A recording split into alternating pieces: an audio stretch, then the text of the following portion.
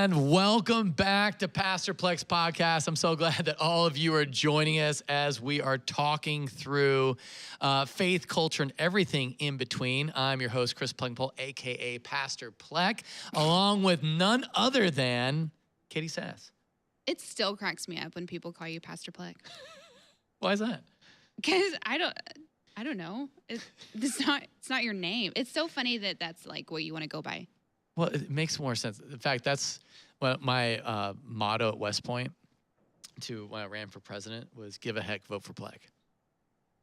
Oh my gosh. Yeah, that was great. No, I'm not laughing at you. I'm laughing because I did the same thing in high school. No, you didn't. What'd you do?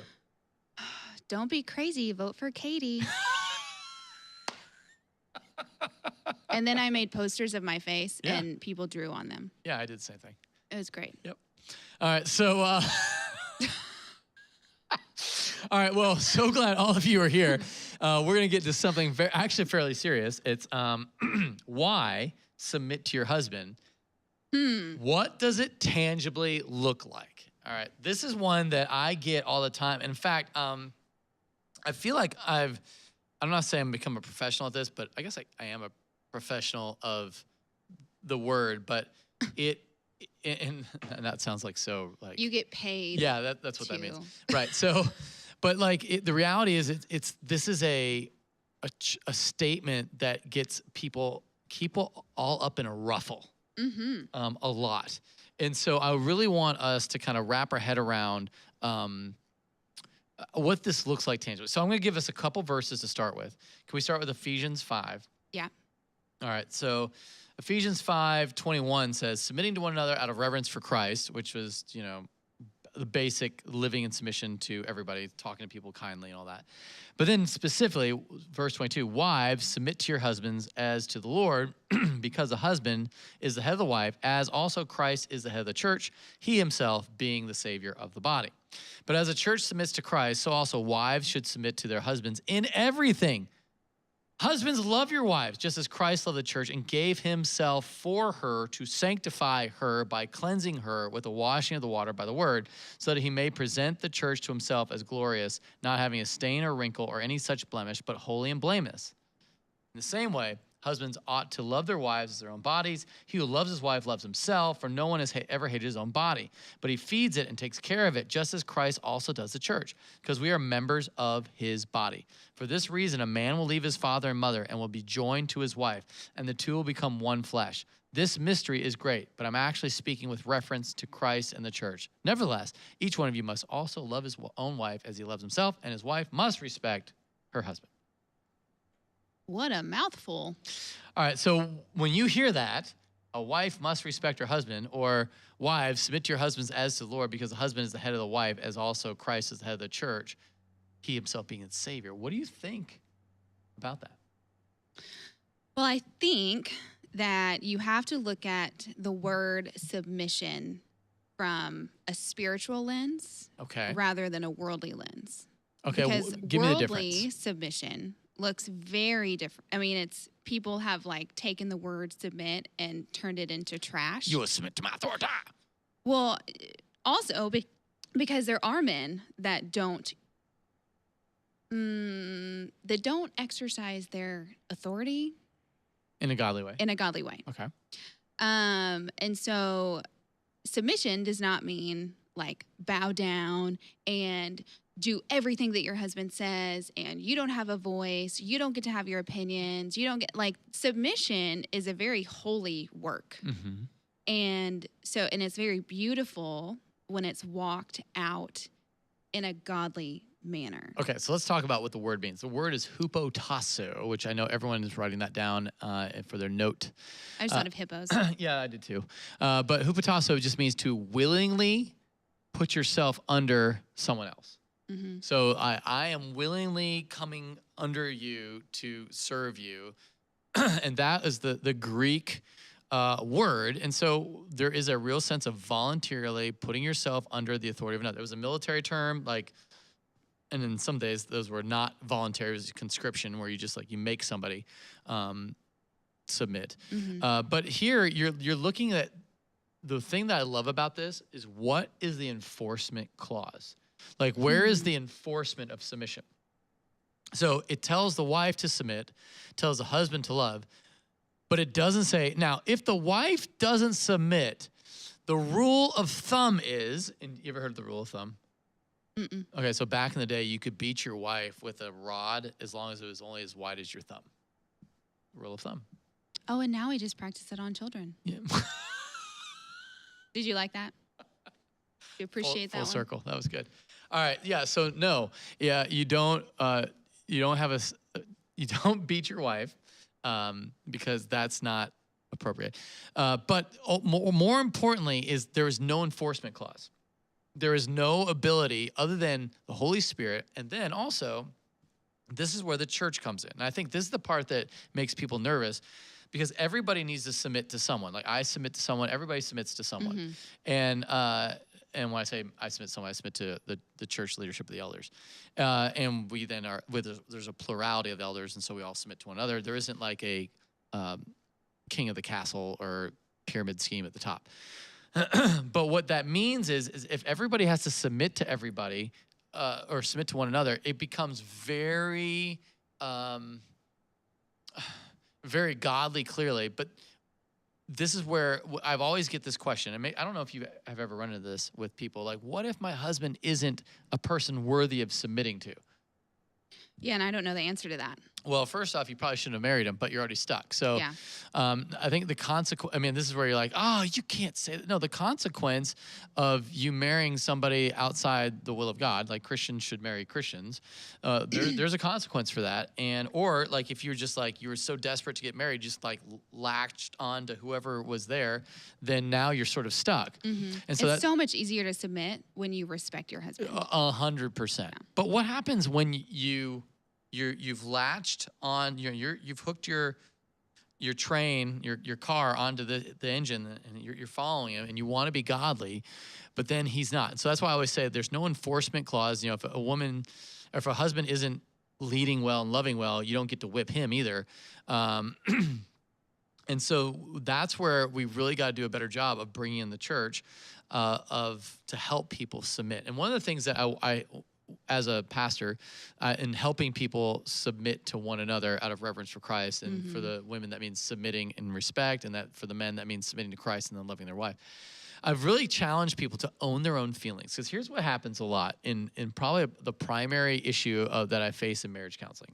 I'm just curious. I brought this up last podcast about how well you said that hurt my feelings, and I'm sure you probably do that with Ryan. Yeah. So what's really rare about that is most people don't do that. They start off with an I feel statement, but then they start telling the other person what they're feeling as opposed to what they should be feeling. Yeah. So they say, I feel like you're not taking this relationship seriously. All right. And so what you've just, now the person has no choice but to go, because what's the way they respond? Yeah, you're right. I don't. No, you get defensive. Yeah, you get defensive, right? So what happens with a lot of relationships is the intention is to communicate, I got my feelings hurt, like you did last podcast. Just tell me what we shared last podcast so that people are listening don't have to go listen to other podcasts. We were just talking about relational restoration and how to have deeper friendships. And so whenever your feelings are hurt, then you communicate that. You are assertive and say, hey, I know your heart and I know you love me, but when you said that, it hurt my feelings. Right. And then that leads to restoration. Right. Okay. So that's huge. So what I want to tell people is like, own your feelings. We live in a passive aggressive culture where to say like, hey, that hurt my feelings, or that it comes off as weak. It comes off as weak. And in fact, what ends up happening, we have a culture now that gets offended for other people, right? Like, oh, what you said could have offended somebody, so I'm going to be offended for that other person that wasn't here, or like a group of people that wasn't here. And that's like, it's so frustrating because then you're like, who am I talking to? And so what we need to do is own the offense ourselves. Hey, it hurt me when you said whatever the thing was that you said. And I think that it will transform your marriage. Because usually men want to fix problems. And I think what happens, and I always compare it to the damsel versus the dragon. If you come at your husband as a damsel and go, oh man, I feel really hurt by whatever it is you said, or I feel really sad, then husbands want to fix it. So let them fix it. But if you come at them as a dragon, like, you need to, and you're gonna, then all of a sudden they go on defense and they're ready to kind of go, oh, you want to dance? Let's dance. We're gonna go toe to toe over this. And so that becomes a problem. Well, I think a lot of women don't want to be the damsel in distress, which, like, the damsel doesn't have to be in distress. You Right. can just come at him as a damsel. You don't have to come at him in distress. Right. Okay. And then on the flip side, there is, with what if your wife isn't submitting? Like, I told my wife and I told her, and and so now you come to the church. Now you tell her, and I'm like, okay. The problem here is you're not loving your wife as Christ loved the church. I mean, how many times, obviously Jesus gives directives and commands, as this one clearly is, like, submit to your husbands, and husbands love your wives. And we don't necessarily do that very well. And the response of Jesus, like, it's God's kindness that leads us to repentance, which is sort of mind-blowing. So whenever you're facing a spouse that's kind of coming at you, what I've been trying to train people with is help them identify what they're feeling. Because if they start for example, if you started coming at Ryan with, like, you need to, Ryan's response should Goes be really great. Yeah. His response should be like, it sounds like you're feeling something that you're not communicating. Right. But our human nature says, I'm being attacked. Yes. And so we go, oh, it's defense, Yeah. shields up. Okay, let's do this dance. Yeah. And so I feel like that's where a lot of us really struggle. So the way that you play it out tangibly is because, if we're talking Christians, we're talking about, like, the husband wants to lead. He wants that responsibility of leadership. What happens a lot is a woman feels that desire to control, and for probably good reason, because she hasn't seen her husband lead out in any particular way, and she's probably better at some When things. you see your husband is incompetent, you're going to naturally want to take things over. Right. So what I would challenge all of the ladies to do is not do that, but simply ask questions which get him to the leadership. So, for example, if he's playing video games instead of engaging the children, don't say, you need to put the kids down because all you do is play video games. That will make him want to go play more video games. Yeah, that might be what you feel. Right. So what you want to say is like, hey, I feel like the children need more of your time. And so if you want to lead out our family by playing more video games as opposed to spending time with your children, I'm totally okay with that. I just want to know how you want me to respond to you in that. And boy, that puts the weight on his them. shoulders Yeah. where it should be. And I think for a lot of our culture and a lot of our marriages, women don't want to do that because they're afraid that he's going to screw it up. And so we have adolescent men running around. Right. And anytime I am struggling with submitting to Ryan, I have to remind myself I'm submitting to God. Like, my husband is imperfect, and he's going to make mistakes, and he does not lead well all the time. And so I have to go, okay, God has got this. Right. I'm going to submit out of respect for my husband and his desire to follow God and listen to the Holy Spirit, even though I may not like it, because I know that ultimately God has it. Yeah, I know this. I'm going to take it to an Army term, so this is probably not going to relate to you at all. But one of my favorite quotes from General Patton, which is, of course, a classic West Point grad and World War II hero, is he said, a good plan executed violently is better than the perfect plan that's delayed in execution. Or something along those lines. And because what happens when you have the two heads going at it, it's like we're not doing anything. We're just in perpetual hesitation, and we never execute on anything. But that's how you become roommates. That's how you become roommates. That's how you become roommates. So I think what we want just kind of wrap our head around is, so men, how do you if you're supposed to teach your wife, now this is what's interesting. You're supposed to teach your wife how to submit, right? Like, that would be, well, how would you do that? How would you show her what By you submitting to God. Exactly. And so one of the ways that I've sort of tried to figure out different ways where you could show that. So God calls us to honor our wives. So maybe something like opening the car door for her, which I know that's like draconian old school, but like that's a great way to like, I'm going to honor you. I'm submitting to God by honoring you, even when I don't feel like it. I offended Ryan when we first started dating because he wanted to open my door all the time. And I looked at him and I told him, I said, I can open my own door.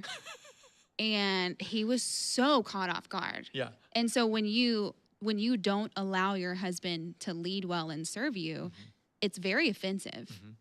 And I kind of had to go, oh, this is how he's wanting to show me that he respects me. Right. And and there's more than, it's like, even just like, that's one way. And so I think what's going to be important, if a husband to know his wife, to know what she values and to know what she would see as honoring to her, then that will transform the relationship, because she can see him probably doing something that's not natural to him, but that's what submission is. It's doing what I don't normally do, and I submit to God, and then she sees that, and now she's more apt to submit to her husband, even if it's not the greatest plan ever. We're gonna go with it because I trust God is leading you, and you're submitted to Him. And it falls on his shoulders, anyways. It falls, and that's the one thing I always want to remind ladies. It's like the family response. Like, you're not going to stand before God before your family. Yeah, your husband will. Yeah, you're going to stand before God for you, but your husband's going to stand before God for your family, for your children, for how what the family accomplished, what the family did, and that's a lot of weight on his shoulders. And so, one of my other favorite verses, which doesn't super apply in terms of marriage, but it does. It's Hebrews 13:17. Are you familiar with this one? Maybe. Obey your leaders and submit to them, for they keep watch over your souls and will give an account for their work. Let them do this with joy and with not complaining, for this would be of no advantage to you. So I think what happens is that we can kind of come into the nagging zone, and that's why a nagging wife is like worse than a constant dripping faucet. Yeah. Because it prevents the good of the family. Now, at the same time, a husband who doesn't take lead is also an awful thing to behold. It's a fool. It's miserable. It's miserable. Yeah. So I do feel like there's a reality there. But yeah, I do have a tangible story as of recently. Oh, good. This would be good. Where I was really struggling to submit to Ryan. Because I love Ryan and I respect him, but that doesn't mean it's easy to submit all the time. And so Ryan and I are currently trying to figure out when and how to have another child. Whoa. This is like, you heard it here first, folks, right on Pastor Plek's podcast. Katie and Ryan are trying to have a baby. Well, no. Oh. Listen. We're trying to get on the same page with when to, whether we want to have another baby or when we want to start. You're not talking about the when, you're talking about if. Well, we want to have another child, but I really want to adopt. Oh, okay. And Ryan wants to adopt too, but do we want to do private adoption? Do we want to adopt through the state? Oh, so you're not trying to get pregnant. You're going full on adoption. Right. But I'm also open to getting pregnant again. I mean, but we haven't decided on when. That's the big thing, is I could have had another baby in my arms, yesterday. But Ryan is not quite there yet. How old's Ava? She just turned 2 in June. And so there's something clicked when she turned 2 that I was like, wait, I need another baby. Mm-hmm. Like I'm ready to have, I want another baby in the house. And so like every time I would bring it up, we would talk for maybe 10 seconds and he'd be like, I'm done with this conversation. We're not having another baby right now. I'm done talking about it. And I'm like, huh?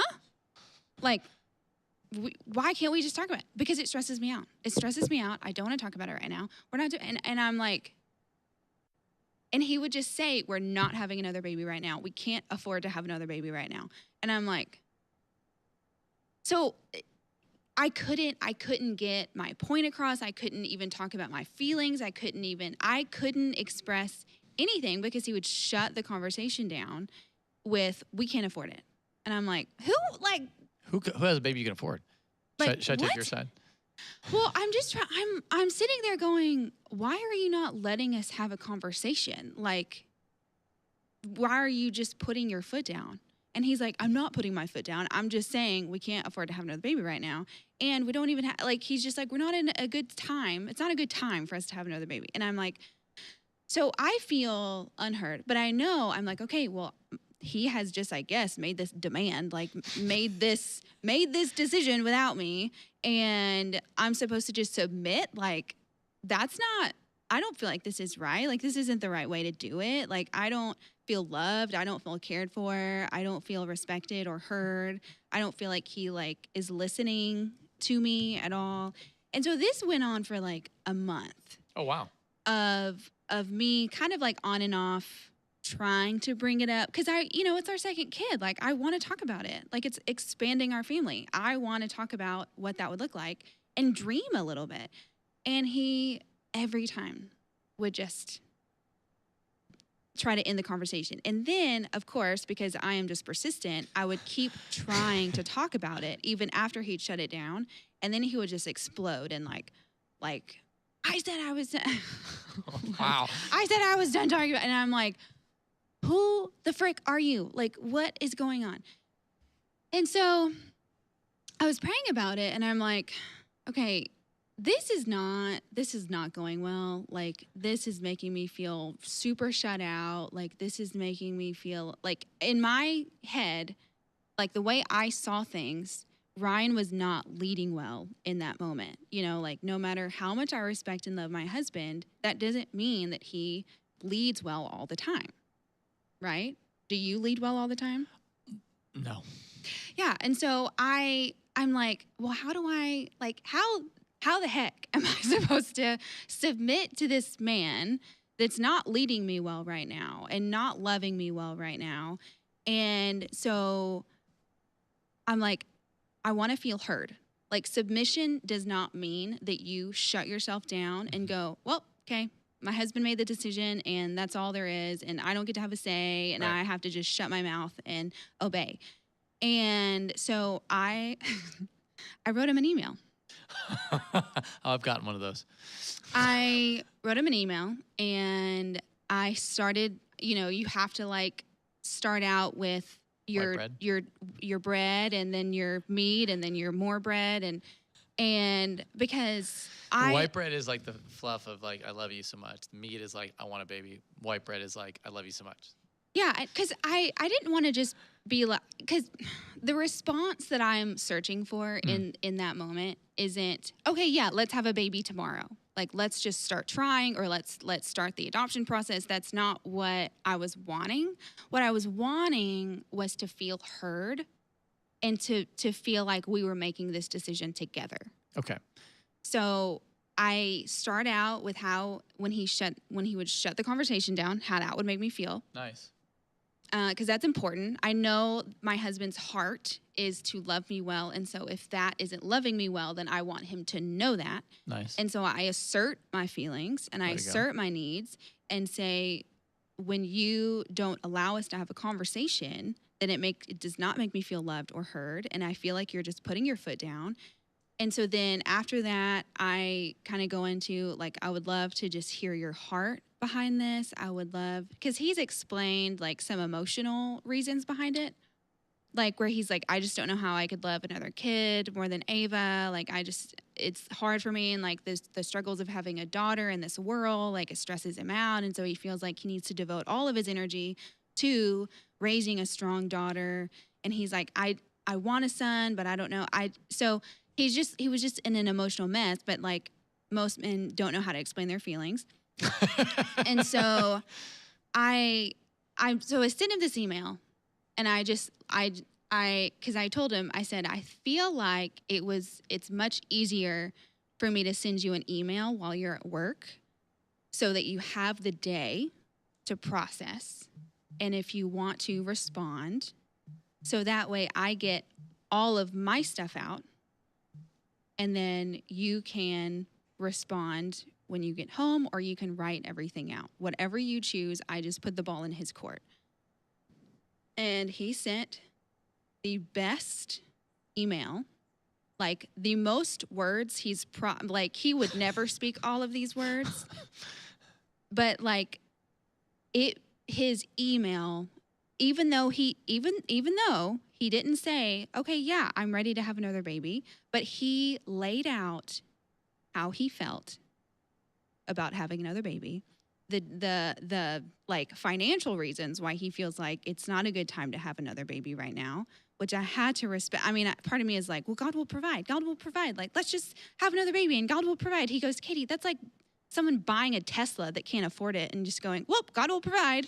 And he's like, I don't want us to just have another baby and make it. I want us to have another baby and thrive. Like, I want our family to like not struggle financially. And, you know, so like we have different perspectives because I've always been the, let's just do it and see what happens. And he is I will have an elaborate plan before I make one step. And so when you have those two types of personalities trying to make a decision together, it's not really going to go well all the time. And so how did you end up saying like, in the email you said, I'm submitting to you, or how did you put that so you honored him? I just plainly wrote it out. I said, I want to submit to you and I want to honor you in this decision, but I want to feel like we're making it together. Way to go. And so I asked him if we could start praying about it together, because that was the one thing that we hadn't done yet. Like, we thought about it constantly, but we never prayed about it. Way to go. And so I said, can we just do one thing that would make me feel loved and appreciated, is can we just pray about being on the same page? And he's like, yes, I would love to do that. And he apologized for like making me feel shut out. Like, he was honest and vulnerable and like, hey, this is not how I wanted you to feel, and I'm sorry I did that. That's good. Man, that's the perfect. That was actually a very tangible way of expressing like how you can submit to your husband. What a cool thing. Way to go. I think that this is. I feel like this is probably something that over and over again is.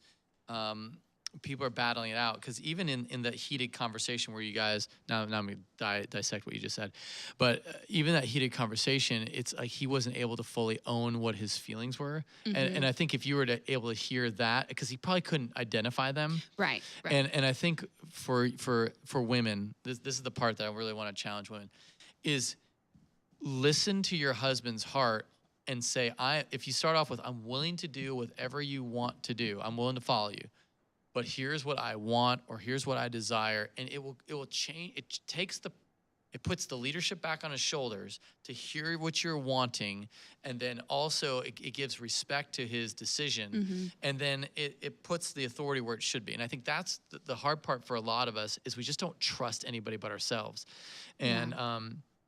And even with men, to own your own feelings and not be a victim of your wife. Because I think what happens for a lot of us is we end up saying, well, I can't because she's gonna, and you just go into you want to avoid an explosive nagging. And so you're just like, I just want to avoid the nagging. And so you're so short-sighted in your vision that you can't think of like the great family expansion that maybe God is calling you to, because all you want is just to shut it down. I don't want to deal with anybody mm-hmm. whining at me. Mm-hmm. And we all have limited amounts. You know, a lot of people. When you look at your emotional capacity, some of us are living right below the very tip top. And so maybe that's why getting time away with the Lord to really focus on him helps you have capacity to hear from your wife, which is super important, mm-hmm. especially when it comes to family, like how many kids we're going to have, where we're going to live, school, all those decisions are so huge. And if you don't think about it until you're right in it, then it's a decision that you're making already. And so I think that becomes an important mm-hmm. thing for really families to really wrestle with. Because you can also pray for the desire to submit. Yeah. And God will change your heart if what you're wanting is in his will. Yep. So that's good. Well, I just want to thank everyone for listening, and whatever question, there's no out of bounds question. I think this is a perfect one to really talk about just the reality of marriage and relationships. And we talk about that quite frequently here. But if you have a question, just text us at 737-231-0605, or you can go to pastorplek.com, and we would love to meet you there. And because we talk faith, culture, everything in between. So from our house to yours, have an awesome week of worship.